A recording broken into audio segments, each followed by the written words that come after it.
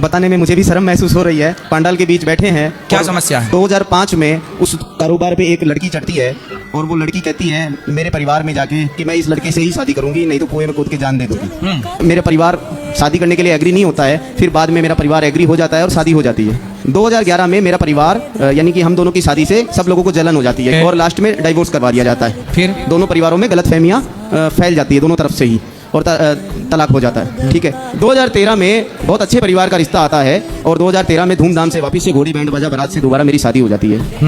ठीक है साहब, वापस से मेरे परिवार कोशिश करता है, मेरे माता पिता का परिवार, मेरे भाइयों का परिवार, 2 छोटे भाई हैं जो CA CFA हैं, विदेशों में रहते हैं, चार्टेड अकाउंटेंट हैं।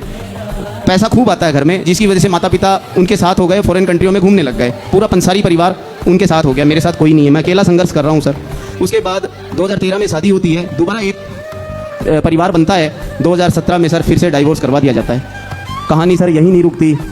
2 लड़कियों की ज़िंदगी बर्बाद होने के बाद भी कहानी नहीं रुकी। मेरी बेटी भी चली गई फर्स्ट वाली वाइफ से। तीसरी शादी 2020 में होती है सर। 2020 में मुझे फ्रेश रिश्ता दिया जाता है 2 डाइवोर्स होने के बाद। कौन करा रहा था आपकी शादी बार बार?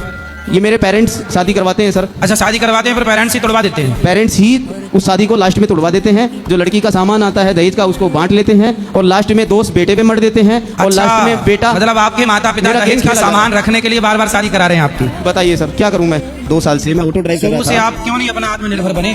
तो अब वो ऑटो का बिजनेस भी मेरा बर्बाद करवा दिया गया। यानी बार बार बिजनेस बर्बाद करवा रहे हैं, बार बार नए नए बिजनेस खुलवा रहे हैं। पिताजी बार-बार- कहाँ हैं? पिताजी लक्ष्मणगढ़ रहते हैं, सीकर राजस्थान। तो पिताजी आपके साथ ऐसा व्यवहार क्यों कर रहे हैं? क्या मालूम, यानी मेरे साथ गेम खेला जा रहा है, मेरी लाइफ के साथ गेम खेला जा रहा है। दहेज की सामान पिताजी लालची है मतलब है?